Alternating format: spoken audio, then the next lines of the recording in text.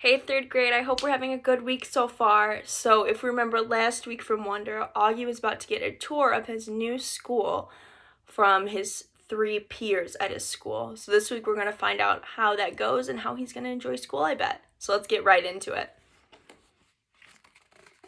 So, our little chapter section title is The Grand Tour. Jack, Will, Julian, Charlotte, and I went down a big hallway to some wide stairs. No one said a word as we walked up to the third floor. When we got to the top of the stairs, we went down a little hallway full of lots of doors. Julian opened the door marked 301. "This is our homeroom," he said, standing in front of the door half open. "We have Miss Potosa. They say she's okay, at least for homeroom. I heard she's really strict if you get her in math, though." "That's not true," said Charlotte. "My sister had her last year. She said she's totally nice." "Not what I heard," answered Julian, "but whatever." He closed the door and continued walking down the hallway. "This is the science lab," he said when he got to the next door. And just as he did 2 seconds ago, he stood in front of the half-open door and started talking. He didn't look at me once as he talked, which was okay because I wasn't looking at him either.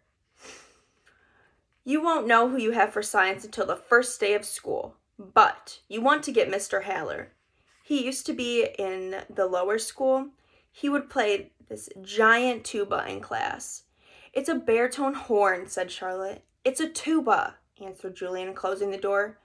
"Dude, let him go inside so we can check it out," Jack Will told him, pushing past Julian and opening the door. "Go inside if you want," said Julian. It was the first time he looked at me. I shrugged and walked over to the door. Julian moved out of the way quickly, like he was afraid he might accidentally touch me as I passed him. "Nothing to see," said Julian, walking in after me. He started pointing to a bunch of stuff around the room. "That's the incubator. That's the big black thing called the chalkboard. These are the desks. These are the chairs. Those are the Bunsen burners. This is the gross science poster. This is chalk. This is an eraser." "I'm sure he knows what an eraser is," said Charlotte. She sounded like Via. "How would I know what he knows?" answered Julian. "Mr. Tushman said he's never been to school before." "You know what an eraser is, right?" Charlotte asked me. I admit, I was feeling so nervous that I didn't know what to say or to do except look at the floor. "Hey, can you talk?" asked Jack Will. "Yeah," I nodded. I still really hadn't looked at any of them. Not directly. "You know what an eraser is, right?" asked Jack Will. "Of course," I mumbled. "I told you there's nothing to see in here," said Julian, shrugging. "I have a question," I said, trying to keep my voice steady. What exactly is homeroom? Is that like a subject?" "No, it's just like your group," explained Charlotte, ignoring Julian's smirk. "It's like where you go when you get to school in the morning and your homeroom teacher takes attendance and stuff like that. It's like your main class, even though it's not really a class. I mean, it is a class, but I think he gets it," Charlotte said Jack Will. "Do you get it?" asked Charlotte. "Yeah," I nodded. "Okay, let's get out of here," said Jack Will, walking away. "Wait, Jack, we're supposed to be answering questions," said Charlotte. Jack Will rolled his eyes as he turned over. "Do you have any more questions?" he asked. No," I answered. "Oh, well, actually, yes. Is your name Jack or Jack Will?" "Jack is my first name. Will is my last name." "Oh, because Mr. Tushman introduced you as Jack Will, so I thought, huh." "You thought his name was Jack Will?" laughed Julian. "Yeah, some people call me by my first name and my last name," Jack said, shrugging. "I don't know why. Anyways, can we go now?" "Let's go to the performance space next," said Charlotte, leading her way out of the science room. "It's very cool. You will like it, August." Wow, if I was Jack Will, I know I'd be super nervous right now. So our next section, the performance space. Charlotte basically did not stop talking as we headed down the second floor. She was describing the play they had on last year, which was Oliver. She played Oliver, even though she's a girl. As she said this, she pushed open the double doors to a huge auditorium. At the other end of the room was a stage. Charlotte started skipping towards the stage. Julian ran after her and then turned around halfway down the aisle. "Come on," he said loudly, waving for me to follow him, which I did. "There were like hundreds of people in this audience that night," said Charlotte, and it took me a second to realize she was still talking about Oliver. I was so nervous. I had many lines, and I had all these songs to sing. It was so hard. Although she was talking to me, she really didn't look at me much. On opening night, my parents were all the way in the back of the auditorium, like where Jack is right now. But when the lights were off, you can't really see that far back. So I was like, where are my parents? Where are my parents? And then Miss Resnick, our theater arts teacher last year, he said, "Charlotte, stop being such a diva." And I was like, okay. And then I spotted my parents, and I was totally fine. I didn't forget a single line. While she was talking, I noticed Julian staring at me out of the corner of his eye. This is something I see people do a lot with me. I don't think they know they're staring, but I can tell from the way their heads are tilted.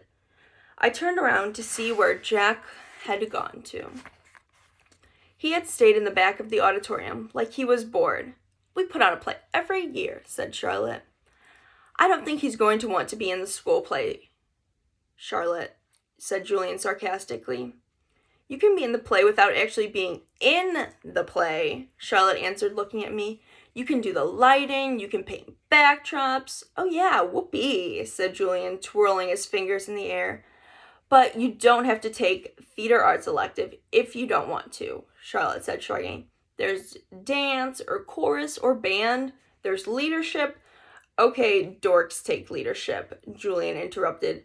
"Julian, you are being so obnoxious," said Charlotte. "I'm taking the science elective," I said. "Cool," said Charlotte. Julian looked directly at me. "The science elective is supposedly the hardest of all," he said. "No offense, but if you've never ever been to school before, why do you think you're suddenly going to be smart enough to take the science elective? I mean, have you even ever studied science before? Like real science, not what you do in those kind of kits." "Yeah," I nodded. "He was homeschooled," Julian said, Charlotte. "So teachers came to his house?" asked Julian, looking puzzled. "No, his mother taught him," answered Charlotte. "Is she a teacher?" Julian said. "Is your mother a teacher?" Charlotte asked. "No," I said. "So she's not a real teacher," said Julian, as if that had proved his point. "That's what I mean. How can someone who's not a real teacher actually teach science?" "I'm sure you'll do fine," said Charlotte, looking at me. "Let's go to the library now," Jack called out, sounding really bored. "Why is your hair so long?" Julian said to me. He sounded like he was annoyed. I didn't know what to say, so I just shrugged. "Can I ask you a question?" he said. I shrugged again. Didn't he just ask me a question? "What's the deal with your face? I mean, were you in a fire or something?" "Julian, that's so rude," said Charlotte. "I'm not being rude," said Julian. "I'm just asking a question. Mr. Tushman said we could ask questions if we wanted to." "Not rude questions like that," said Charlotte. "Besides, he was born like that. That's what Mr. Tushman said. You weren't listening." "I was so listening," said Julian. "I just thought maybe he was in a fire too." "Geez, Julian," said Jack, "just shut up." "You shut up," yelled Julian. "Come on, August," said Jack. "Let's go to the library. Ready?" I walked towards Jack and followed him out of the auditorium. He held the double doors open for me, and I passed by. He looked at me right in the face, kind of daring me to look back at him, which I did. Then I actually smiled. I don't know. Sometimes when I have the feeling like that, like I'm almost crying, it can just turn into an almost laughing feeling. And that must have been the feeling I was having then, because I smiled, almost like I was going to giggle. The thing is, because of the way my face is, people who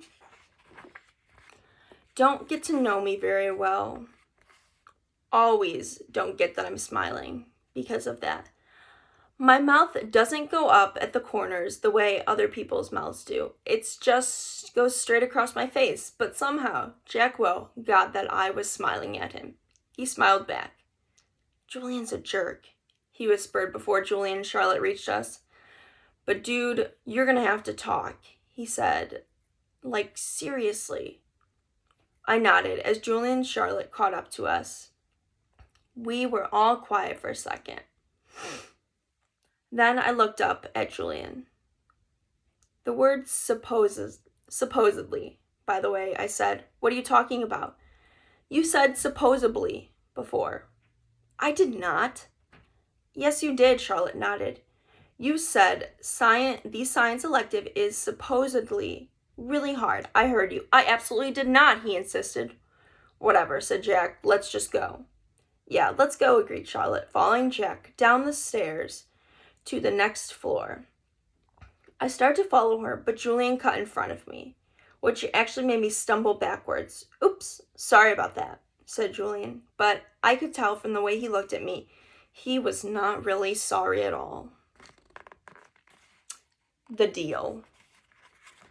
Mom and Mr. Tushman were talking when we got back to the office. Miss Garcia was the first to see us come back, and she started smiling her shiny smile as we walked in. So, August, what did you think? Did you like what you saw? She asked. Yeah, I nodded, looking over at Mom. Jack, Julian, and Charlotte were standing by the door, not sure where to go or if they were still needed. I wonder what else they'd been told before they met me. Did you see the baby chick? Mom asked. As I shook my head, Julian said, Are you talking about the baby chicks in science? Those get donated to a farm at the end of the school year. Oh, said Mom, disappointed. But they hatch new ones every year in science, Julian added, so August will be able to see them again in the spring. Oh, good, Mom said, eyeing me. They were so cute, August. I wish she would not talk to me like that, like a baby in front of other people. So, August, said Mr. Tushman, did these guys show you around enough, or do you want to see more? I realized I forgot to ask them to show you the gym. We did that anyway, Mr. Tushman, said Julian. Excellent. And I told him about the school play and some of the electives, said Charlotte. Oh no, she said suddenly. We forgot to show him the art room. That's okay, said Mr. Tushman. But we can show it to him now, Charlotte offered. Don't we have to pick up Via soon? I said to Mom. That was my signal for telling Mom I really wanted to leave. Oh, you're right, said Mom, getting up. I could tell she was pretending to check the time on her watch. I'm sorry, everybody. I lost track of time. I have to go pick up my daughter at her new school. She's taking an unofficial tour today, too. This part wasn't a lie. That Via was checking out her new school today. The part that was a lie was that we were picking her up at the school, which we weren't. She was coming home with Dad later. Where did she go to school? Asked Mr. Tushman, getting up. She's starting at Faulkner High School this fall. Wow, that's not an easy school to get into. Good for her. Thank you, said Mom, nodding. It'll be a bit of a challenge, though. The A train down the 86th, then the crosstown bus all the way to East Street. Takes an hour that way, but it's just a 15-minute drive. It'll be worth it. I know a couple kids who got into Faulkner, and they love it, said Mr. Tushman. We should really go, Mom, I said, tugging at her pocketbook. We said goodbye kind of quickly after that. I think Mr. Tushman was a little surprised that we were leaving so suddenly, and then I wondered if he would blame Jack and Charlotte, even though it was really only Julian who made me feel kind of bad. Everyone was really nice, I made sure to tell Mr. Tushman before we left. I look forward to having you as a student, said Mr. Tushman, patting my back. Bye, I said to Jack, Charlotte, and Julian, but I didn't look at them or look up at all until I left the building. Home. As soon as we walked at least half a block from the school, Mom said, So, how did it go? Did you like it? Not yet, Mom. When we get home, I said. The moment we got inside to the house, I ran to my room and threw myself onto my bed. I could tell Mom didn't know what was up, and I guess I really didn't either. I felt very sad and a tiny bit happy at the exact time, kind of like that laughing, crying feeling all over again. My dog Daisy followed me into the room and jumped onto my bed and started licking my face all over. "Who's a good girlie?" I said in Dad's voice. "Who's a good girlie?" "Is everything okay, sweetness?" Mom said. She wanted to sit down beside me, but Daisy was hogging the whole bed. "Excuse me, Daisy." She sat down, nudging Daisy over. "Were those kids not nice to you, Augie?" "Oh, no," I said, only half lying. "They were okay." "But were they nice?" Mr. Tushman went out of his way to tell me what sweet kids they were. "Uh-huh," I nodded, but I kept looking at Daisy, kissing her on the nose and rubbing her ears until her back leg did that flea-scratching kind of shake. "That boy Julian seemed especially nice," said Mom. "Oh, no, he was the least nice. I like Jack, though. He was very nice. I thought his name was Jack Will, but it's just Jack." Wait, maybe I'm getting confused which one was which.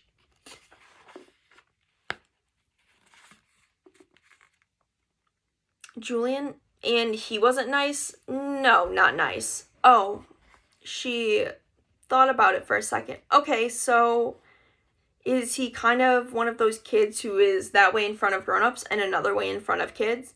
Yeah, I guess. Oh, I hate those kids, Mom answered, nodding. He was like, "So August, what's the deal with your face?" And I said, looking at Daisy the whole time. "Were you in a fight or something?" Mom didn't say anything. When I looked up at her, I could tell she was completely shocked. "He didn't say it in a mean way," I said quickly. "He was just asking." Mom nodded. "But I really like Jack," I said. He was like, "Shut up, Julian." And Charlotte was like, "Yeah, you're so rude, Julian." Mom nodded again. She pressed her fingers to her forehead like she was pushing against a headache. "I'm so sorry, Augie," she said quietly. Her cheeks were bright red. "No, Mom, it's okay, really. You don't have to go to school if you don't want to, sweetie." "I want to," I said. "Augie." "Really, Mom, I want to," and I wasn't lying. Oh, I'm really happy to see Augie is liking school. So our next section. First day jitters. Oh, I know this is going to be a good chapter. I know I was nervous my first days of school. Okay, so I admit, the first day of school, I was so nervous that the butterflies in my stomach were more like pigeons flying around my insides. Mom and Dad were probably a little nervous too, but they all acted excited for me, taking pictures of me and Via before we left the house, since it was Via's first day of school too. Up until a few days before, we still weren't sure I would be going to school at all. After my tour of the school, Mom and Dad had reversed sides on whether I should go or not. Mom was now the one saying I shouldn't go, and Dad was saying I should. Dad had told me he was really proud of how I handled myself with Julian, and that I was turning into quite the strong man. And I heard him tell Mom that he now thought she had been right all along. But Mom, I could tell, wasn't so sure anymore. When Dad told her that he and Via wanted to walk me into school today, since it was on the way to the subway station, Mom seemed really relieved that we would all be together. And I guess I was too. Even though Beecher Prep was a few blocks from our house, I've only been on that block a couple of times before. In general, I try to avoid blocks where there are a lot of kids roaming around. On our block, everybody knows me, and I know everyone. I know every brick, every tree trunk, every crack in the sidewalk. I know Miss Grimaldi, the lady who is always sitting by her window. The old man who walks up and down the street whistling like a bird. I know the deli on the corner where Mom gets our bagels, the waitress at the coffee shop who all call me honey and give me lollipops whenever I see them. I love my neighborhood of River North Heights, which is why it's so strange to be walking down these blocks, feeling the way I am. It's suddenly new to me. Amfort Avenue, a street I've been down a million times, looked totally different for some reason. Full of people I've never seen before, waiting for buses, pushing strollers. We crossed Amfort and turned up Height Palace. Via walked next to me, like she usually does, and Mom and Dad were behind us. As soon as we turned the corner, we saw all the kids in front of the school, hundreds of them talking to each other in little groups, laughing or standing with their parents, who were talking to other parents. I kept my head way down. Everyone's just as nervous as you are, said Via in my ear. Just remember that this is everyone's first day of school, okay? Mr. Tushman was greeting students and parents at the school entrance. I have to admit, so far, nothing bad had happened. I didn't catch anyone staring or even noticing me. Only once did I look up to catch some girls looking my way and whispering in with their hands cusped over their mouth, but they looked away when they saw that I noticed them. We reached the front entrance. Okay, so this is it, big boy, Dad said, pushing his hands on top of my shoulder. Have a great first day. I love you, Via said, giving me a big kiss and hug. You too, I said. I love you, Augie, said Dad, hugging me.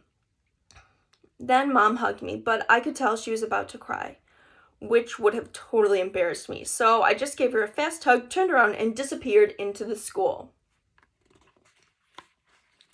Locks. I went straight to room 301 on the third floor. Now I was glad I'd gone on that little tour because I knew exactly where to go and I didn't have to look up once. I noticed that some kids were definitely staring at me now. I did my thing of pretending not to notice. I went inside the classroom and the teacher was writing on the chalkboard. Well, all the kids started staring at different desks. The desks were in half circles facing the chalkboard, so I chose the desk in the middle towards the back, which I thought would make it harder for anyone to stare at me. I still kept my head way down, just looking up enough under my bangs to see everyone's feet.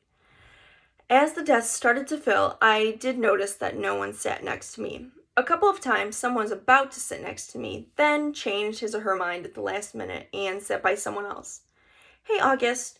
It was Charlotte giving me a little wave as she sat down at the desk in the front of the class.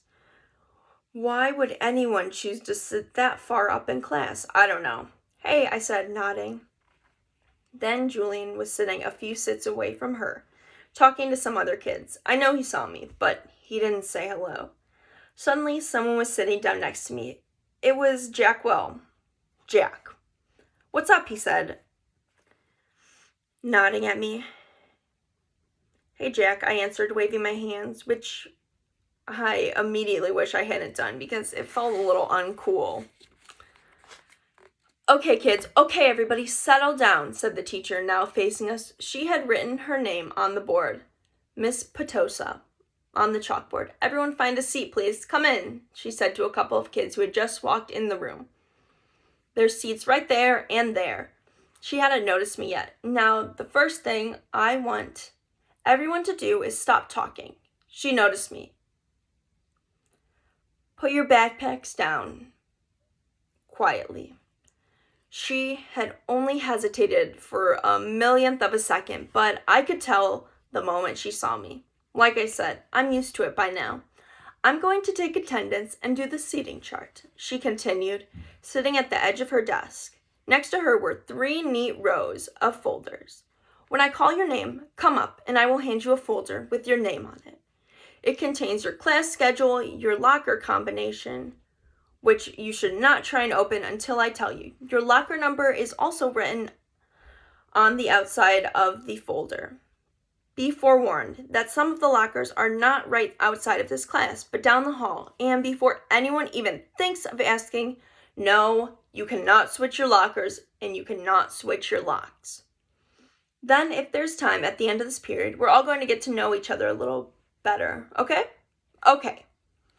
She picked up the clipboard on her desk and started reading the names out loud. Okay, so Julian Elbans, she said, looking up. Julian raised his hand and said here at the same time. Hi, Julian, she said, making a note on her seating chart. She picked up the very first folder and held it out towards him. Come pick it up, she said, kind of no nonsense. He got up and walked towards her. Zyma Chin, she handed a folder to each kid as she read off the names. As she went down the list, I noticed that the seats next to me were the only seats that were empty, even though there were 2 kids sitting at the one desk just a few seats away. When she called the names of one of them, a big kid named Henry Joplin, who already looked like a teenager, had said, Henry, there's an empty seat right over there. Why don't you take that seat, okay? She handed him a folder and pointed to the desk next to mine. Although I didn't look at him directly, I could tell Henry did not want to move next to me. Just by the way he dragged his backpack on the floor as he came over, like he was moving in slow motion. Then he plopped his backpack up really high on the right side of his desk, so it was kind of like a wall between his desk and mine. Maya Markowitz, Miss Potosa was saying. Here, said a girl about 4 desks away from me. Miles Norrie. Here, said another kid sitting with Henry Joplin. As he walked back to his desk, I saw him shoot Henry a poor you look. August Pullman, said Miss Potosa. Here, I said quietly, raising my hand a bit. Hi, August, she said, smiling at me very nicely. I went up to get my folder. I kind of felt everyone's eyes burning into my back for a few seconds. I stood in the front of the class and everybody looked down when I walked back to my desk. I resisted spinning the combination when I sat down, even though she had told us not to. I was already pretty good at opening locks anyways, because I was used to them on my bike. Henry kept trying to open his lock, but could not. He was getting frustrated and kind of cursing under his breath. Miss Potosa called out a few of the next names. The last name was Jack Will. After she handed Jack his folder, she said, Okay, so everybody write your combination down somewhere safe that you won't forget, okay? But if you forget, which happens at least 3 points in the semester, Miss Garcia has a list of all the combination numbers. Now go ahead, take the locks out of your folder, and spend a couple minutes practicing how to open them. Though I know some of you went ahead and did that already. She looked at Henry when she said that. And in the meanwhile, I'll tell you guys a little bit about myself. And then you guys can tell me a little bit about yourselves. And we'll get to know each other. Sound good? Good. She smiled at everyone, though I felt like she was smiling at me the most. It wasn't a shiny smile like Miss Garcia's smile, but a normal smile, like she meant it. She looked very different from what I thought a teacher was going to look like. I guess I thought she'd look like Miss Fowl from Jimmy Neutron, an old lady with a big bump on the top of her head. But in fact, she looked exactly like Mom Montha from Star Wars Episode 6. Haircut kind of like a boy's and a big white shirt, kind of like a tunic. She turned around and started writing on the chalkboard. Henry still couldn't get his lock open, and he was getting more and more frustrated every time someone popped one open. He got really annoyed when I was able to open mine on the first try. The funny thing is, if he hadn't put his backpack between us, I would have most definitely offered to help him. So I'm going to stop there today so we can leave some for next week. I hope we all have a great rest of our week and maybe enjoy some time outside, because I know I'm looking outside and it looks so sunny and beautiful. So I'm excited to just go sit on my porch and get some nice fresh air. Bye, guys.